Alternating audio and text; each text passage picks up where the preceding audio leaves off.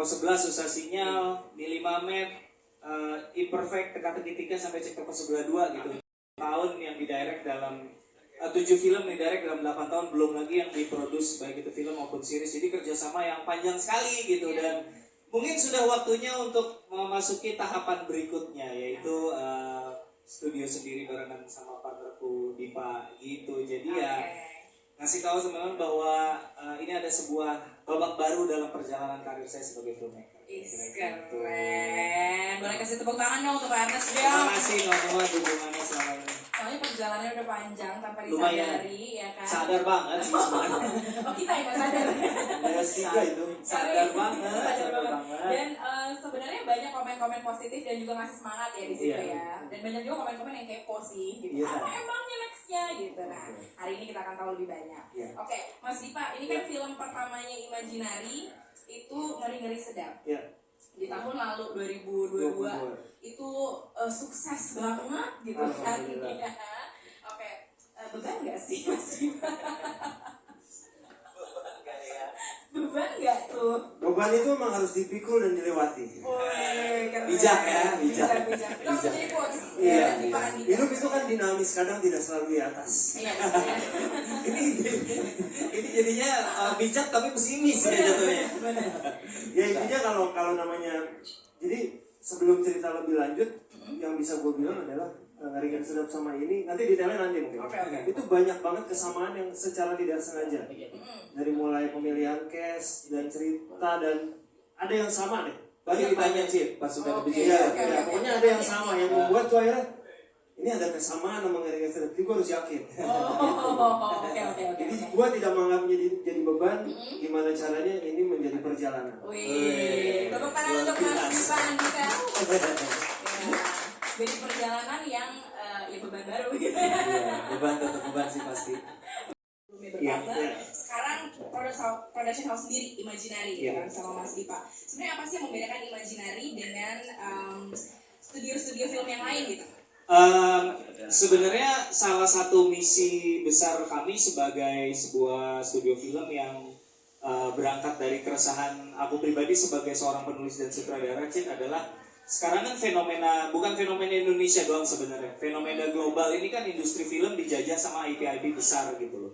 Jadi ada rasa minder atau rasa ketakutan terhadap original story. Sebenarnya itu yang pengen kami sebagai studio pengen bikin, bukan anti terhadap IP, tapi bagaimanapun bisa nggak sih supaya lebih balance gitu antara original story dan IP itu berjalan beriringan. Jadi kami pengen banget bisa memberikan ruang buat cerita-cerita asli, karena kita percaya ada banyak cerita asli yang bisa menjadi sesuatu kalau diberikan ruang dan kesempatan gitu. Oh, that's why. Jadi kayaknya adalah lebih membuka kesempatan untuk banyak cerita-cerita baru. Salah satunya dan orang-orang baru juga ya di benar, orang-orang baru juga. Oke. So, Imaginary ini lagi optimis banget ke depannya. Amin. Mudah-mudahan ya, kita doakan bersama teman-teman ya.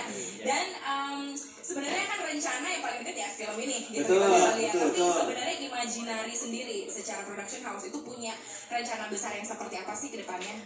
Ya, kita pengennya sih berkembang secara pelan-pelan aja ya, Cid ya. Kalau tahun ini mungkin kita akan rilis 1 film, tahun depan ya perlahan kita bertambah sedikit demi sedikit, jadi nggak mau terlalu ekstrim juga. Yang penting kita bisa terus menjaga konsistensi kita, dan juga perlahan bersama teman-teman lain kita pengen menjadi bagian dari pergerakan menuju arah yang lebih baik untuk semua kru dan pemain, terutama kru gitu ya, seperti jam kerja, hal seperti itu. Semoga kita juga bisa jadi bagian dari pergerakan itu gitu, diperbaiki supaya teman-teman kru film bisa mendapatkan perlakuan yang lebih baik gitu. Jadi istilahnya industri film semuanya itu sama-sama pengen dikembangin. Seiring dengan berjalannya Imaginary juga berkembang gitu ya. Kita doakan bersama ya. Syuting sehat gimana gitu kan ya. Rencananya makan langsung tepuk tangan semuanya dibilang syuting sehat. Amin. saking sehatnya makan siangnya kita kan vegan nanti. Saking sehatnya makan siangnya semua salad. Gue resign gue kalau vegan. Gak kuat, gak sanggup. Dari Mas Dipa mungkin tambahannya apa nih? Ya intinya pertama kali kita udah menerbitin Ngeri-Ngeri Sedap. Ini juga film yang nanti kita akan cerita detailnya. Filmnya cukup unik. Kita pengen adalah kita punya karya-karya yang unik, yang berbeda, dan kita berani. Itu intinya. Berbeda dan berani. Baiklah, terima kasih Ko Ernest, Mas Dipa atas penjelasannya. Dan kolaborasi antara dua bromance ini kayaknya nggak berhenti di sini ya. Bromance. Karena udah lama partneran juga kan? Betul, dari 2012. Oh, dari 2012, udah lebih dari 10 tahun. Nah, dan bukan cuma mereka berdua aja yang berkolaborasi di Imaginary, tapi Imaginary-nya juga kali ini berkolaborasi dengan pihak-pihak lainnya. Yang pertama ada Jakarta dan juga ada Trinity Optima Production. Ini penasaran nih, pengen tahu porsinya seperti apa, kolaborasinya dari ke Mas Yandi dulu ya. Hai Mas Yandi, sebagai sutradara dan penulis, boleh kasih tepuk tangan dong? Mas Yandi langsung ke pokok pertanyaan ya, boleh ya. Kenapa merasa perlu membuat film ini? Masih jet lag. Kok pertanyaan yang langsung itu? Biasanya lagi sibuk apa ya? Biasanya lagi sibuk apa? Langsung ke pokok pertanyaan. Kenapa? Merasa perlu mewujudkan film ini. Bagi saya pribadi kalau buat film dan semua sih yang dibuat harus berangkat dari kegelisahan personal dan film ini berangkat dari perenungan yang terjadi selama pandemi karena Indonesia melewati pandemi. Jadi ya ayo kita di sini. Supaya nggak kelamaan nanti. Iya betul. Tapi ada di press release mungkin malah semua. Teman-teman juga pasti udah terima ya. Udah terima belum press release-nya? Udah. Oh, abis ini akan dikasih. Oke. Berarti emang ceritanya udah ada dari pada saat pandemi dibikinnya atau dirampungkan? Sebelum 2018 awal setelah selesai syuting film panjang pertama Keluarga Cemara 1 sudah mulai mikir ide buat film berikutnya. Dan kenapa akhirnya nyangkutnya sama Imaginary? Apa nih? Kok semuanya kayak ada kode-kode tadi? Apa nih yang aku nggak tahu? Masih berharap ditanya kabar ya? Di sini kita langsung aja. Tadi udah gue kode aja lo sebelum mulai soalnya kan sama dengan Enes cerita aja. Bener. Makanan kesukaan saya. Kenal sama Ernest sudah cukup lama, terus ketemu ngobrol-ngobrol panjang banget sekali ketemu karena cuma bentar dan maksudnya banyak kecocokan dari value, cara kita mandang film, cara kita bekerja. Dan waktu ngasih baca skripnya ke Ernest, syukurnya beliau suka gitu ya, dan